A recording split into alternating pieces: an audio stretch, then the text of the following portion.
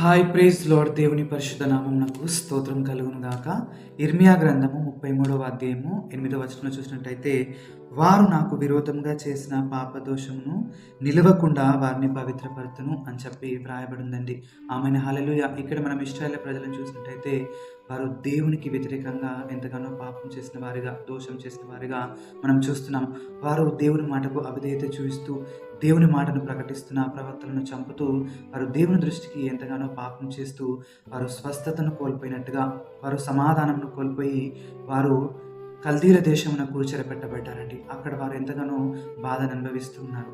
అటువంటి సమయంలో దేవుడు మరలా ఇర్మియా గారికి ప్రత్యక్షమై మాట్లాడుతున్నారు. ఏంటంటే, వారు నాకు విరోధంగా చేసిన పాప దోషమును నిలవకుండా చేసి వారిని పవిత్రపరుస్తాను అని చెప్పి.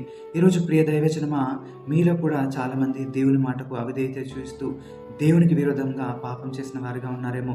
దాన్ని బట్టి మీ జీవితంలో మీరు అనారోగ్య పాలైన వారిగా ఉన్నారేమో, సమాధానం లేని వారిగా ఉన్నారేమో.